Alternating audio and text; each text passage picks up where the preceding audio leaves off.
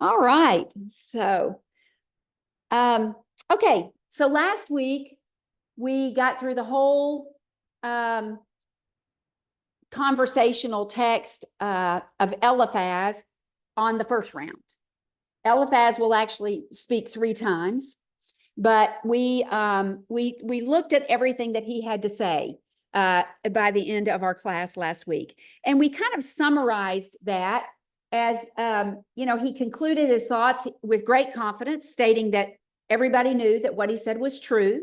We talked about how Eliphaz indicates that he's been clear and he's been plain with everything that he said, and that truth is on his side.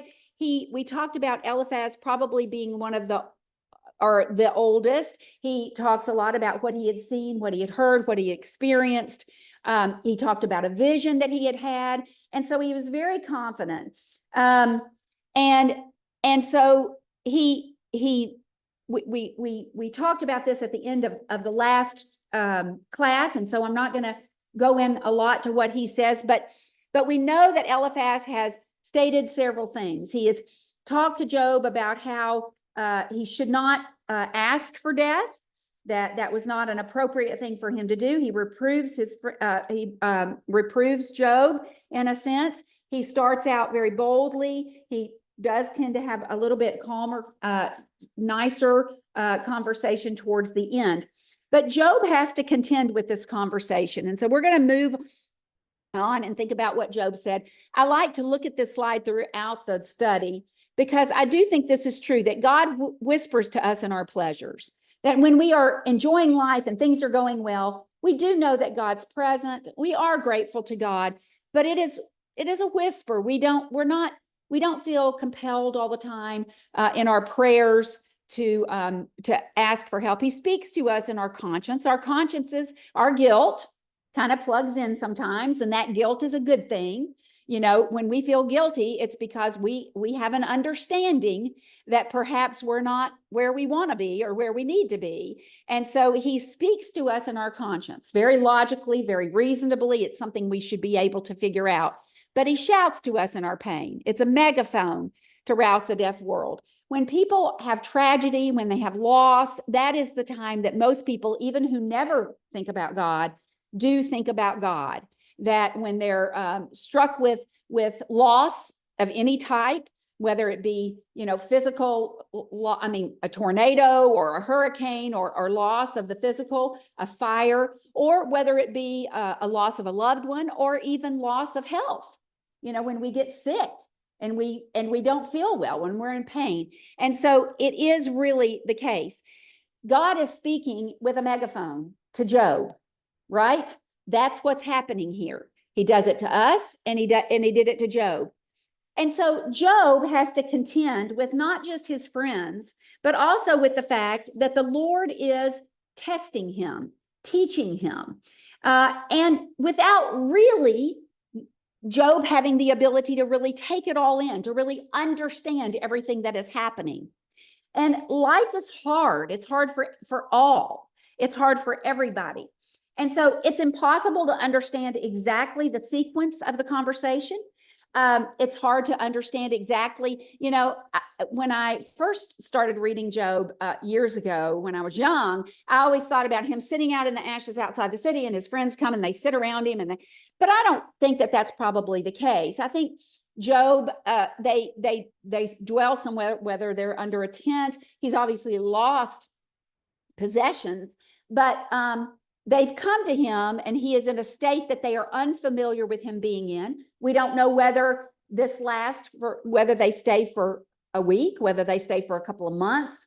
The conversations, obviously, with 3 friends and with 4 people, you're not sitting around and one person speaks and then the other speaks and then one person speaks and the other speaks.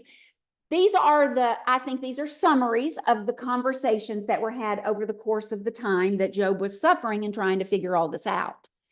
And we understand this. When one of us has an issue and we've talked to our friends about it, and we've talked to our friends about it, those conversations do tend to be cyclical conversations where you're talking about the same things and you're trying to help out in the same ways and you're trying to figure it out. And so that is what's happening. And we need to make these people real to us.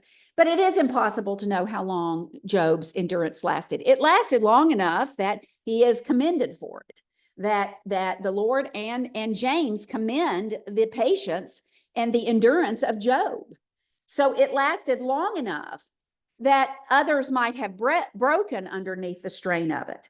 But there is no doubt that we are given a summary of the words in an accurate way so that we understand how these men, what the major thoughts of what these men said to Job and what Job then answered back.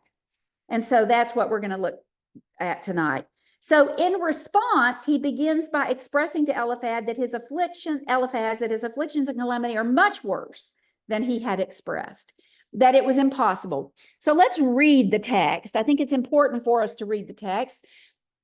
We're in Job, the 6th chapter. It is Job's response to Eliphaz. Remember, Job spoke in chapter 3. He wished that he had been dead. He wished that the day he had been conceived, God could be marked off the calendar.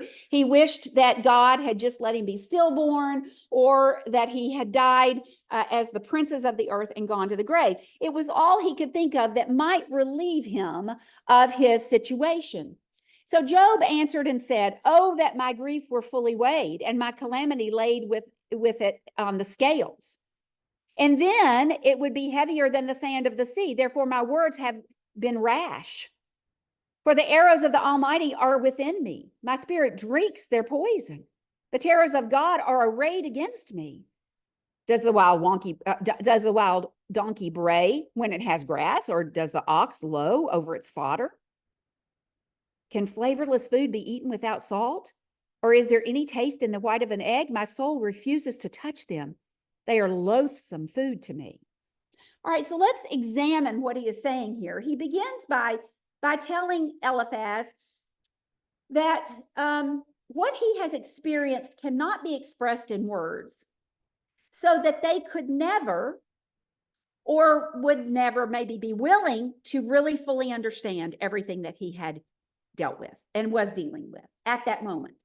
And so he appeals to someone who would maybe be just and who would have the just weights and the just balances to weigh his grief and calamity. Because certainly Eliphaz had not had those kinds of weights, had he?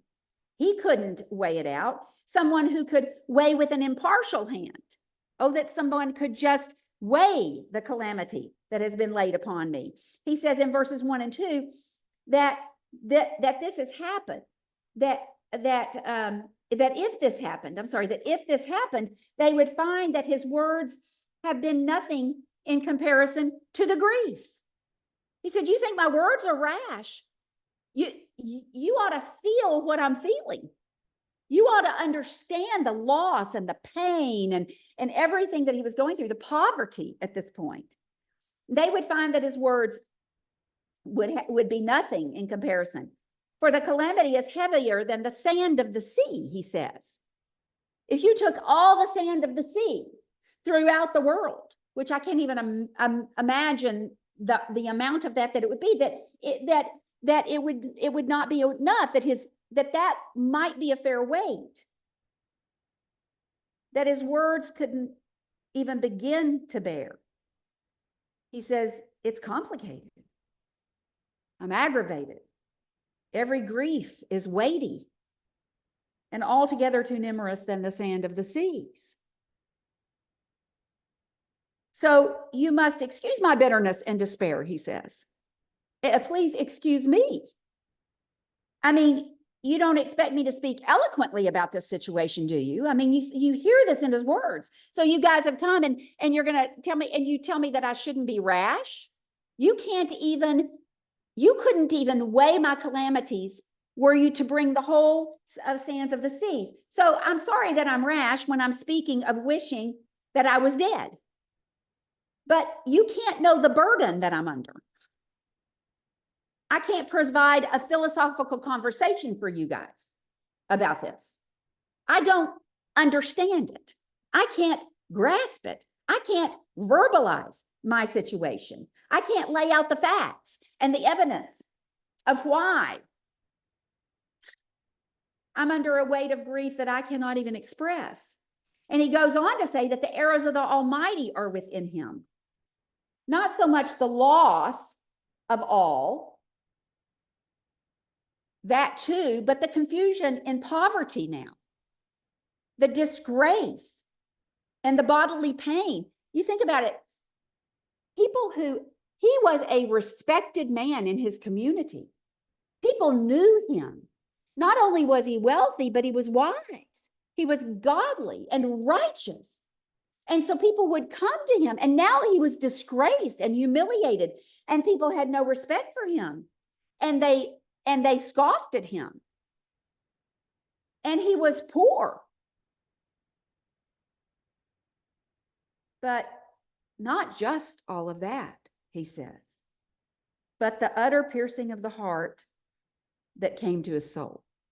He says, the arrows of the Almighty are deep within me, that I am dying spiritually. I do not know where God is. I do not know what is happening.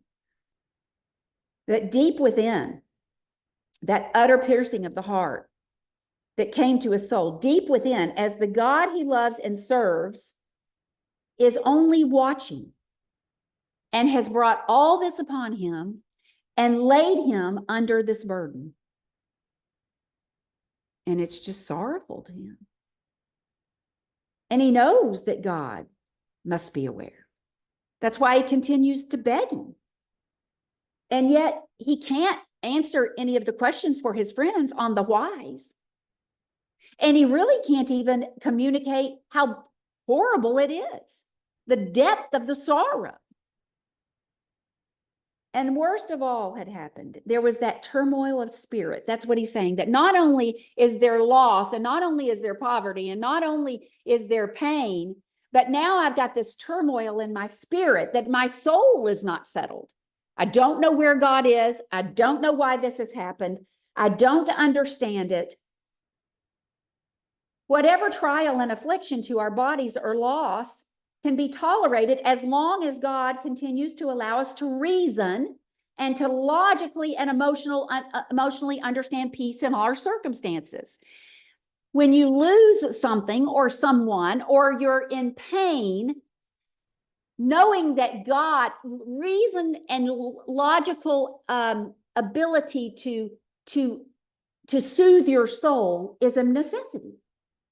It's a necessity. And when you feel like the arrows of God are within you, it's hard to know where to comfort yourself or how to comfort yourself. And so as long as God continues to allow us to reason and logically and emotionally understand, then we can have peace in our circumstances. It's how we overcome death. It's how we have joy and peace, though our circumstances are not as we wish. We know what God does for us. We know how much he cares. But when arrows are from the Almighty, then they reach the deepest of our souls. The one who made the soul is the one who can reach the soul.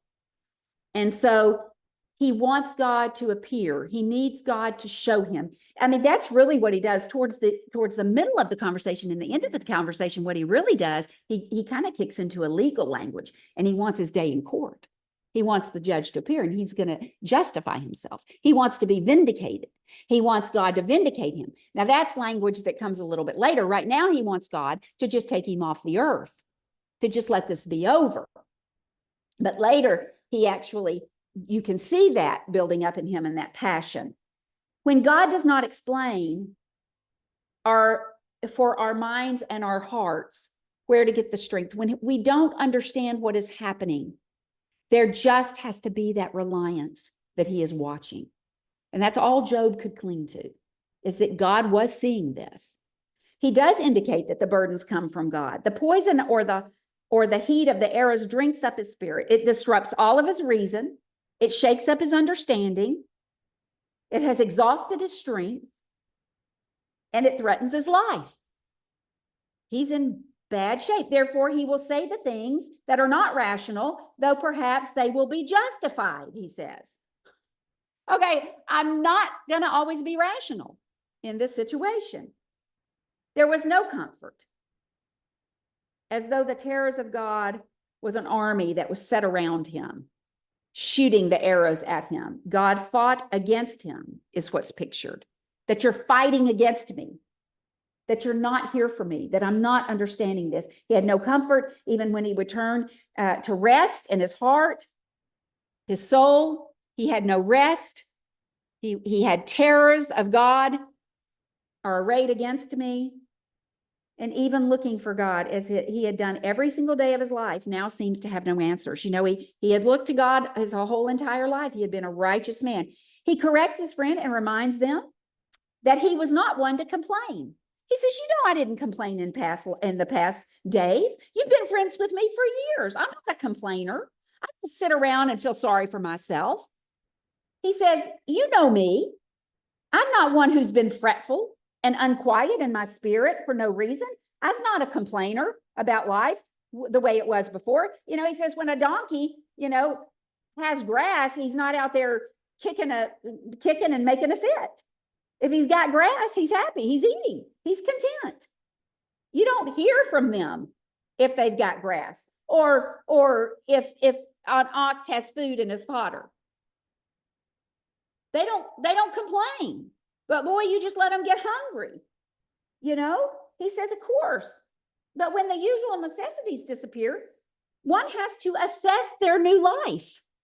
Job had a new life. His reality that had been before was completely wiped away. In fact, for Job, there was not one common thread of reality from his life before that still existed except his wife. And now his friends who don't truly understand. His children were gone. Their homes were gone. His livestock was gone.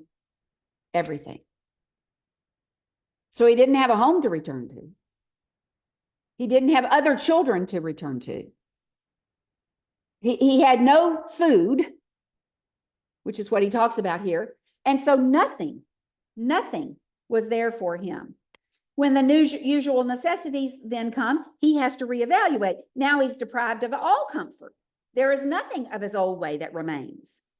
He's forced to eat terrible meat without flavor. He's so poor that he can't buy salt to season his food. And he says, you know, flavorless food, can it be eaten without salt? He's got nothing. He can't buy salt to season this bad meat. His meat's not good.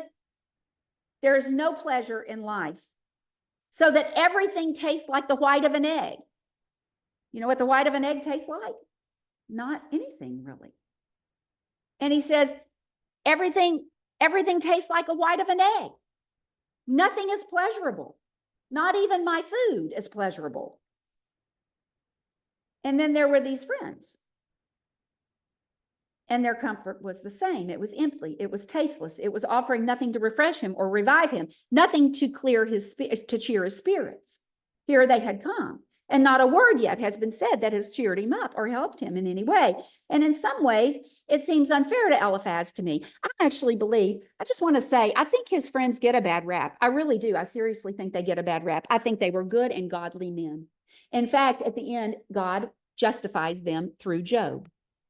They were men who offered their own sacrifices. They just didn't know what was going on. And so they tried to figure it out on their own. And there wasn't an answer. You know, the irony is that nobody had an answer. And so nobody knew of the conversation that had taken place between God and Satan. How could they know that? And so their friend, while being tested and tried under burdens that were too big for a weight to even weigh them and bigger than the sands of the seas, they couldn't help him. But Eliphaz had said some good things. But Job's grief and sorrow are too burdensome for the reasoning, aren't they? Oh, that I might have my request, that God would grant me the thing that I long for, as we continue on in verse 8. That it would please God to crush me, that he would lose his hand and cut me off. Then I would still have comfort. Though in anguish, I would exult. He would not spare. For I have not concealed the words of the Holy One. What strength do I have that I should hope? And what is my end that I should prolong my life? Is my strength the strength of stones? Or is my flesh bronze? Is my help not within me and success driven from me? So in many ways, Eliphaz has reproved Job for his desire to die. He has told him that he should not be like that, and he shouldn't talk like that, and he shouldn't act like that for his passionate language in chapter 3. It's a troubled sea, isn't it, that rages most when it dashes against the stones. That's what Matthew Henry said. I thought that was a neat way of putting it. He still desires to die, he says. The good days are gone. He sees no hope for better days ahead. I mean, that's what he's saying. I don't see a hope that things are going to get better. It's hard to imagine without erasing memories how his burden would ever be lightened. Can you imagine? I mean, even if some of his livestock wandered back in, and even if his friends came in and built him a new house, he's lost all of his children. I mean, all of the emotional burdens, even if he got better physically, even if he felt better, his life is never going to be. His memories can't be erased. And memories are what you live with when sorrow is there. And so all of us do that. And he says that he sees no hope for better days ahead. It's hard to imagine. He puts his request in prayer. He's praying. Oh, that I might have my request. He is praying. He is requesting that it would please God for him to do this. In faith, he knew that if God saw it good to afflict him, which apparently he had, that God could choose to deliver him and to do what was best at this point for him. And that was his best hope. It would please God, is what he hoped, to now deal with him in mercy by removing the depth of oppression from earth. I will tell you, it's no joke. When you lose somebody, heaven's closer. Heaven is dearer. Heaven means more. It just does. There's no question about it. My dad tells a story that he went to a gospel meeting, held a gospel meeting somewhere, and he went and ate with a young couple. And he just enjoyed it, and they were so lovely. And he got to services, and somebody said, did they tell you what had happened to him? He said, no. They said about 3 months ago, their little 8-year-old girl came home from school, perfectly normal. Everything was great. Everything was fine. She went to bed that night, and the next morning, she was gone. Just gone. And they said that when they talked to him, that that one of the things the mother said at the funeral is, I can just tell you that heaven is much sweeter to me now. That it means something to us. Job said, there's something better than this. And if God has mercy on me, he will take me out of this oppression. That earth had lost its joys, that maybe, and he'll indicate this later, maybe he had done all he could do on the earth. You see that in people. You definitely see that in old people. And we most notice here, even here, the picture of faith. Job never seems to consider the right to take his own life.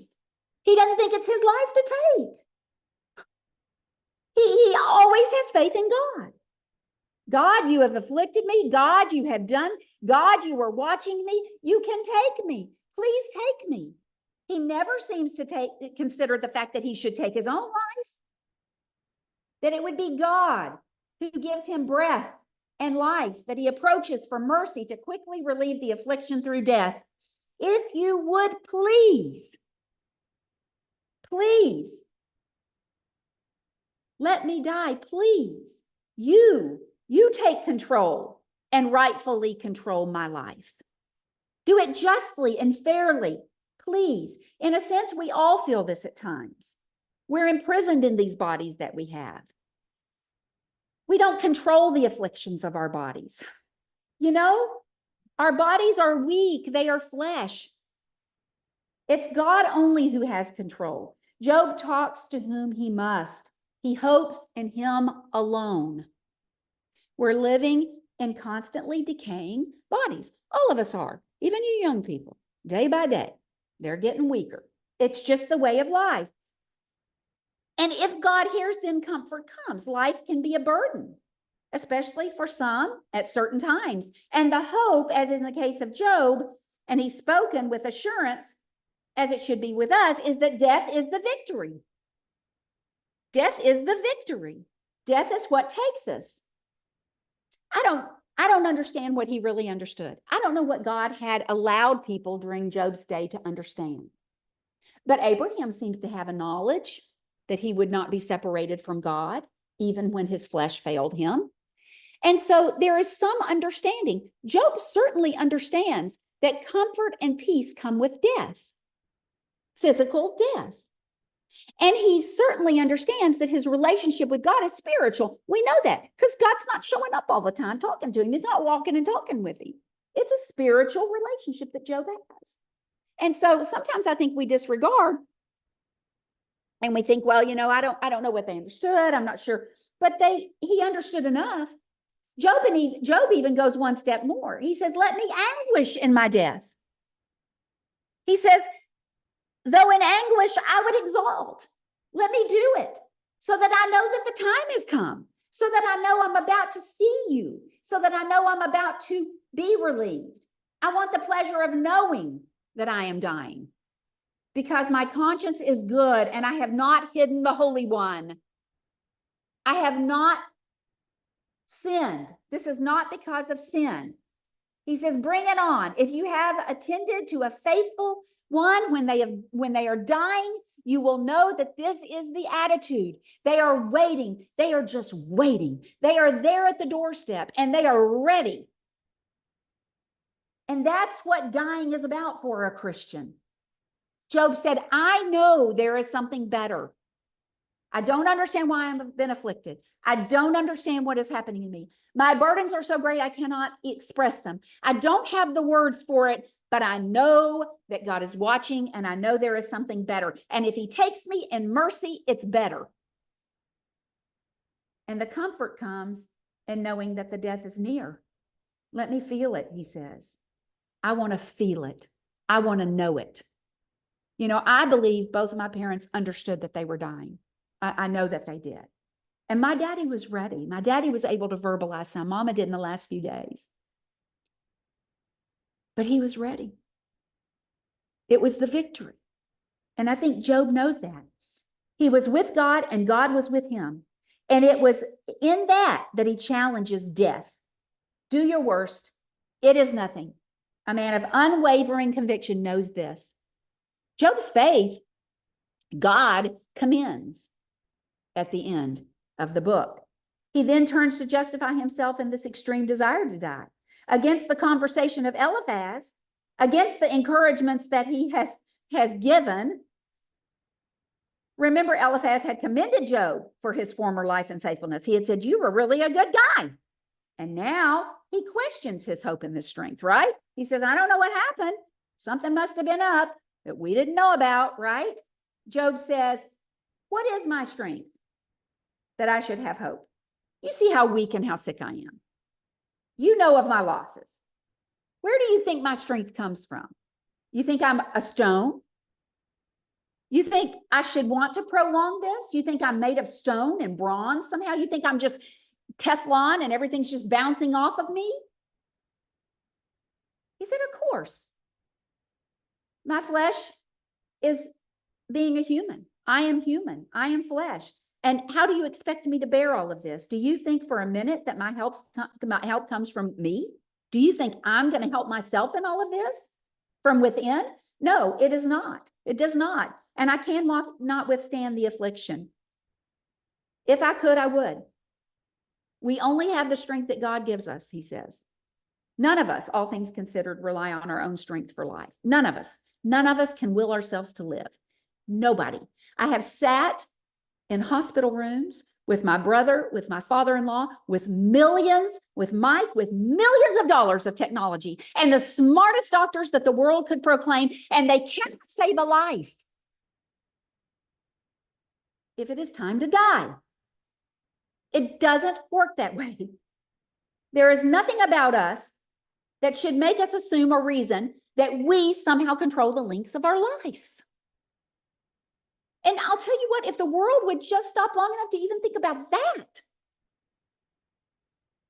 then we would think about something more than ourselves. Because our lives last forever, eternally. And by the way, we're going to get a new body, and it's going to be pretty great. I'm thinking mine's going to be great. So, and as Job points out, our strength is daily decaying. He says everybody is dying, right? Everybody's success is driven out of them. And our strength is daily decaying. An illness will just an illness, and it leaves you weak for days. You know, you just get sick with the flu and you feel like you've just been run over by a truck, and it takes you out for a few days. And he says success is driven from him. No matter how great and how wonderful life is. He says, no matter how fabulous I was in times before, eventually successes are driven away. They're driven out of you. Eventually you die. Eventually your flesh gives those things up. Eventually they are no more. And so no matter how great and wonderful our lives are, successes do not last on earth. And that life is not about longing to live here. It is about longing to be fit and serve well in the kingdom. As long as we live, and as long as God so chooses for us to be here, we have to serve. I remember my daddy was 87. He was about to go to India again. And he was tired and his knees were bad. And I remember sitting there at the age of 60 thinking, oh my word, do I have like 30 more years of this? You know, I may. But I'll tell you what, we long for heaven, and we know the blessings of earth while they're here, but the successes finally will go away. And like we talked about last week, my grandchildren will remember me. My great-grandchildren may never know me. It's gone. And so we have to remember that. And then we're fit for his service. Solomon talks about the natural process of God preparing us to long to leave this life. I don't know if you have read that last of Ecclesiastes. We ought to study Ecclesiastes sometimes, but he describes the old man as a house. And his window shutters are coming off, and his teeth are, the doors and the hinges are all bad, and the teeth are falling out, and you can't hear anymore, and it just describes you as this decaying house. And I think it's a good way to describe it. I've lived in this house 7 years, and I have been scrubbing and painting. It decays, right? And so that is what happens. And Job says, I have used my reason, and all my help that has come from me tells me that I can't do this on my own. That this is not about me living longer because I want to live longer or not. Eliphaz had not been fair or just with Job, and Job will address that. He says, to him who afflicted, kindness should be shown by his friend, even though he forsakes the fear of the Almighty. My brothers have dealt deceitfully like a brook, like a stream of brooks that pass away, which are dark because of the ice, and into which the snow vanishes. When it's warm, they cease to flow, and when it is hot, they vanish from their place. The paths of their way turn aside, and they go nowhere and perish. The Teravans of Tema look. The travelers of Sheba hope for them. They are disappointed because they were confident. And they come there and they are confused. For now you are nothing. You see terror and are afraid. So he says, I should have been able to expect kindness from you. All things considered. He says, to him who's afflicted, kindness should be shown by a friend. It's a common principle of humanity, right? That when he sees his friends coming, he should have been able to expect them to give him comfort. Compassion is a debt that we owe to the one who is afflicted. All men, even those who are in a position to help or to not to help or not help, should have compassion and pity on the one who suffers. We should even have pity. That's why my sisters and brothers used to make fun of me, because I used to always cry at those commercials about the people that had, we call them retarded in the day, or the blind people, or, the dogs that were anything, I would cry, the people in Africa. But we ought to, even if we don't have the ability to help, we ought to have compassion when we see those states of people, right? And so he says, you would expect a friend to come and at least have something tender to say or to help in some way, that at least they should have some kind of concern for him and sympathize with him. They could be at least aware of the depth of the affliction and ask more questions about the losses, or inquire more about his grievances, hear about his complaints without judgment, in order to give some comfort. Even if he is a sinner, he's owed compassion and comfort, right? From a friend. Anybody is owed that.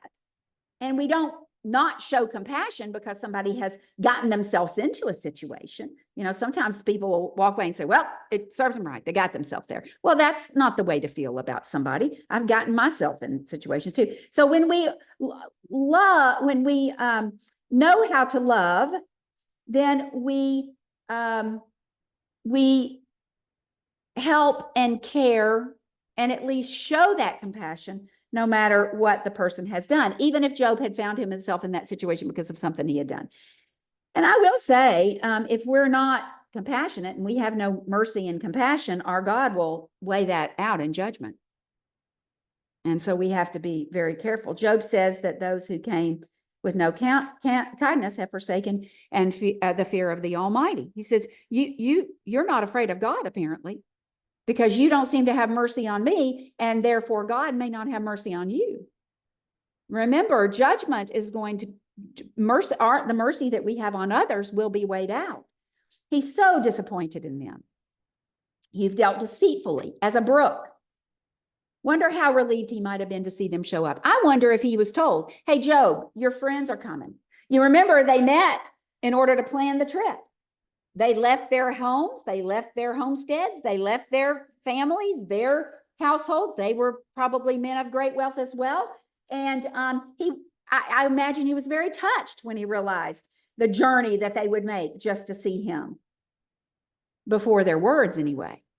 And they come. And, it's wonderful when we have loss and when we have tragedies to see others come, and the people that'll come. It always surprises us, those that'll make the trip to come and support us and see us and care for us. He anticipated comfort, but he received words without knowledge, accusations, incorrect reproof, and unwise instruction. Men who did not know of the conversation that had taken place. Unfortunately, they had summed things up based off of what they had seen and what they had heard. And Bildad's going to talk about traditions of men. And Zophar, which is almost the worst, is going to talk about things that new people know, young people know, new generational thoughts and philosophies. And so that's what they've come with. They don't know. And so that's what he's received. They condemn him as a hypocrite. They insult his calamities. They pour vinegar instead of oil on his wounds. They are deceitful indeed. Verses 15 through 20 really are a similitude. They are lovely. They're elegant. It's a comparison of his friends to a brook. These brooks. It seems that he's comparing their pretensions to this great show of the brooks in those lands throughout the Galilee and Judean area, that they get really full and swollen when they come out of the mountainous areas and they come down into the rivers and the brooks of the land. So out of Hermon and those that flow down through those rivers and brooks, and they fill those brooks up. We know that in the springtime, the brooks are all full because the ice and the snow from the mountainous and the higher areas have melted, and and so he says they swell, and when the ice and the snow vanishes, and the brooks get really, really full. And so the travelers that come along their way in the springtime, in the early spring, they're just saturated with water, and they're able to be refreshed in these brooks. And they provide much relief. So with their anticipated then arrival, these travelers, these ones that come, once the sun comes and the heat comes and the summer set in, the waters dry up, right? And then the travelers, the caravans from Tema and the travelers from Tema, they're excited and they're coming and they know the brooks are there. They had seen them in the spring. They said, oh, no, come on, let's take the caravans over this way because I know there's a huge brook and it's full of water and it's going to refresh us and it's going to revive us. And everything's going to be great because I know that it's there. I am certain it's there. I saw it in the spring. It was full to the brink. And then they arrive and there is nothing that has been promised. And so those who expected the brooks to fulfill them and to refresh them and to revive them are then disappointed. And then they begin to look and they're disappointed because they were so confident that they were there. And then they come and they're confused. And Job says, I was so excited and I thought you were going to come and be these waters that would revive and refresh me. And I knew that it's like the travelers who know the brooks are going to be there and they look for them and they just a little bit longer and we'll find it. And he says, and then you come and I arrive and I'm disappointed. That was Job's hope in his friends who had come in the past. Remember, these travelers have passed this water in the spring and they've been refreshed by it. And Job said, I think about our past visits and I was so refreshed when conditions were right and when things were good. Your visits were wonderful and you filled me up and you refreshed and revived me. And he says, but these travelers, he says, they're confused. And he says, now I'm confused because they're nothing. And you see me and you are afraid. You have nothing to offer me. They have, like the travelers, delivered nothing, been delivered nothing. Like the brook, he's not wiser, he's not better by their visit. Isn't it interesting? Job's friends were something to him in prosperity. Now in affliction, they were dried up waters. They had wonderful times in the past. God was his only comfort. God was the only one he could depend upon. He was his only hope to get him out of the situation. And he couldn't think of anything other than being at peace with God that would refresh him. He said, when you saw me in my glory, you loved me. You were these brooks that were just full. We had wonderful times. And now he says, uncertainties. Now in dejection, you're afraid of dealing with me. Uncertainties, unfamiliar circumstances, weird things make us afraid, don't they? They compromise our faith and our love. When we fail to serve those who make us uncomfortable, we've missed out on what it means to be compassionate. Do you know there are brothers and sisters within our own congregations who are afraid to deal with certain people? Well, they have a past that I don't understand. Well, they have a culture that I don't understand. Well, they seem really odd to me. Well, this seems really weird to me. Their disease is really awful. They're really sick. It is, I will tell you, that speaks to our compassion. It speaks to our compassion. We must never be afraid. Job's friends did not want to deal with him while he was poor and weak and ill and covered with sores. That's what Job says is, in the past, you've been these full brooks, and now when I need you, you have dried up on me. Did I ever say, bring something to me? Or offer a bribe for me from your wealth? Or deliver me from my enemy's hand? Or redeem me from the hand of the oppressors? Teach me, and I will hold my tongue. Cause me to understand wherein I have ended, or wherein I have erred. Sorry, I'm reading on a slide I can't see very well. How forceful are right words. But what does your arguing prove? Do you intend to rebuke my words and the speeches of a desperate one, which are as wind? Yes, you overwhelm the fatherless and you undermined your friend. Now, therefore, be pleased to look at me, for I would never lie to your face. Yield now. Let there be no injustice. Yes, concede. My righteousness still stands. Is there injustice on my tongue? Cannot my taste discern the unsavory? Why would you be afraid, he says? Why would you be afraid of me? I've never asked you to sacrifice anything for me. Even in my present situation, I haven't.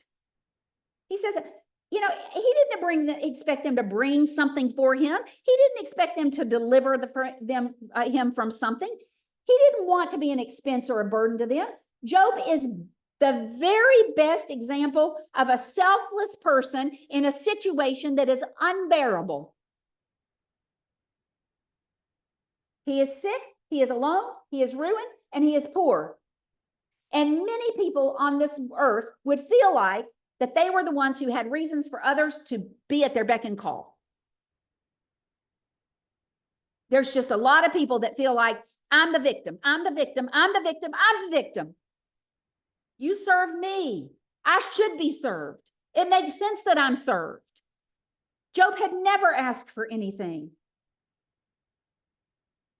A good reason for everyone to do for me is what many would say.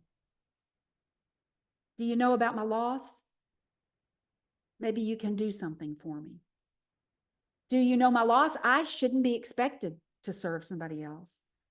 I've had a terrible loss. I've had a terrible tragedy. I'm really sick. I shouldn't have to think about somebody else. I mean, after all, I've got me. Did you know about my financial worries? Did you know I don't feel well? And yet Job does not, even with rich friends who are able to help him. He's never asked them for a single thing. He had never asked them what others could do for him in his loss and in his present situation. He could have asked them to deliver him from the Chaldeans. He could have said, could you at least go up there to the Chaldeans and figure out why they came and took everything and killed my children? No, he didn't. He didn't say, go make them pay. No, he sits down and he meditates. He's content, in a sense, in his afflictions. I've not asked you for anything. I hadn't asked you to figure this out.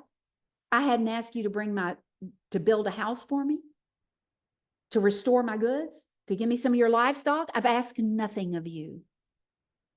He says, now, just teach me the truth about my error. Why don't you teach me the truth? Right? That's what he says. Teach me and I'll hold my tongue. You have something to say that is truthful, that is proper instruction, and I will listen. That's what he says. In my error, plainly, so that I can understand my sin, and then I will be willing to hear you. I'll hold my tongue. But you're wrong. You don't speak truth. I will stand corrected if you show me my error. If it is confirmed, yes, I have said the words of a desperate one because I am desperate. And yes, they may be empty. But do you take them and make them a dismissal of my faith of God? Do you think for 1 minute my relying on God to rescue me from this situation is a lack of faith? You have misjudged. They are because of my faith that I don't go out there and slit my own throat. You have taken advantage of my weakness as a fatherless child, he says. I'm just like a fatherless child, one who can't protect themselves, who is insulted by rulers and men and parents and elders, and they have no way to defend themselves, and they are abused and they're trampled upon. That's what he says they're like. Thus, I have a reason to be injured. For those that overwhelmed and overpower a friend and fight against the compassion of God. But I hold fast to my sincerity, he says. I have not sinned against God. My righteousness is still strong. I hold fast to the only one who has power to refresh me. I will not curse God. You know that, and you can see that, he says. You know me, you know, and you can see. I've not cursed God. I've not blamed God. I've not spoken words of the lost faith or dismissed hope. You stop thinking and talking like that. You quit it, he says. I've not been unrighteous, though you know of the unsavory things that have happened in my life in recent days. And then he goes on to say, is there not a time of hard service for man on earth? Are not his days also like the days of a hired man, like a servant who earnestly desires the shade, and like a hired man who eagerly looks for his wages? So I have been allotted months of futility, yeah, and wearisome nights have been appointed to me. When I lie down, I say, when shall I rise and the night be ended? For I have had my fill of tossing till dawn. My flesh is caked with worms and dust. My skin is cracked and breaks out afresh. My days are swifter than the weaver's shuttle and are spent with hope. So, okay, Job says, okay. After asking for his life to be over, he says, here's the deal, guys. Everybody dies. Everybody's going to die. And everybody has a reason to want to die in the end. And why would I not want to die? First, we're here on the earth, but not for long. Everybody's life goes fast. We're not here for long, just a short time are we bound to the earth. And we all deal with life as the servants who are allotted the days of work in their life. Life, Solomon talks about that. What is the emptiness of life?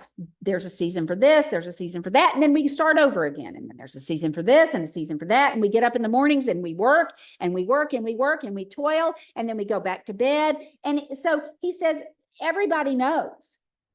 We all deal with life as if we're servants to the days of our life.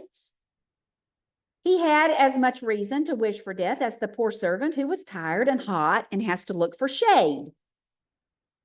If the God of nature had provided refreshment for the laborers in the field by giving them a tree, no wonder they would look for it. Of course they looked for it. That's what he said. He says, if you're tired and you're hot and you look for the tree, which God has supplied to give you the refreshment. So why would I not look for death? There is no difference, he says. It is a relief from the burden of the heat. His heat was a loss of everything and pain. Sores all over his body. He couldn't sleep. His days were useless now, though they had been great for some time. For some time, they had been great. Now every day was a burden to him. He couldn't work, and he didn't have a good purpose in life. Months of futility, empty days. His nights are sleepless. Nothing would help. He would go to bed. He would want to go to bed, but the night would bring no relief. No rest for those who labor. If you work really hard during the day, that sleep is such a refreshment, but he didn't get that. He didn't get that, did he? It says that he would toss and turn all night. He was in pain, and the circumstances caused him not to be able to sleep. And so he would lay in the bed. He'd have wearisome nights that gave him no rest, and he'd lay in the bed and he'd toss and his turn, and it'd say, when is it going to be morning again? I'm ready for the morning to come. Just get the morning over with. I need to get up. So he dreaded the night. Aren't we glad that God gives us the ability to work hard so that we rest well? And that's what he's saying. I have no purpose anymore. I'm good for nothing. And now I toss and turn at night. He describes now his body. He had sores that bred worms.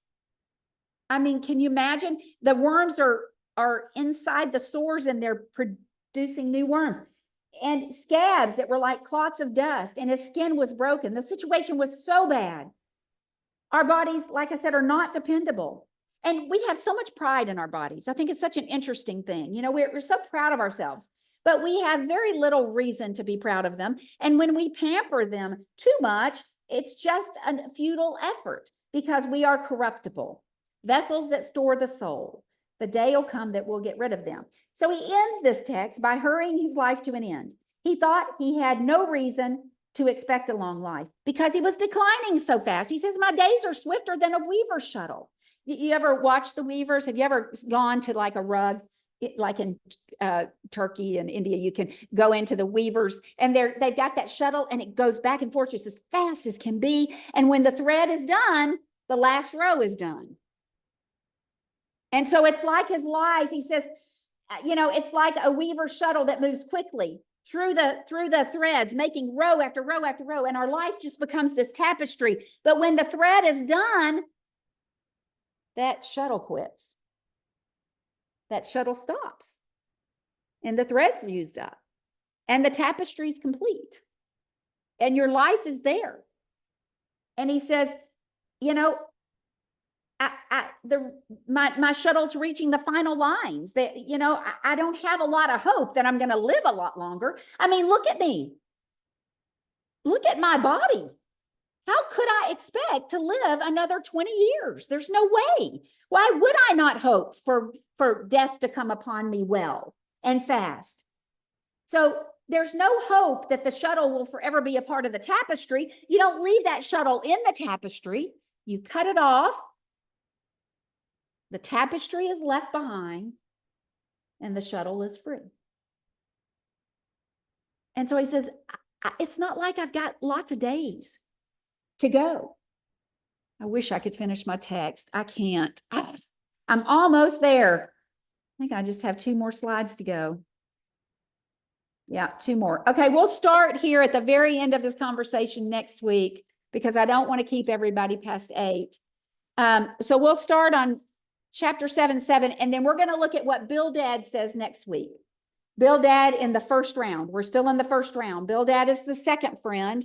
And I was actually hoping to do what Bildad says and what Job answers to, and we'll see how far we get next week. Okay, let me turn off the recorder.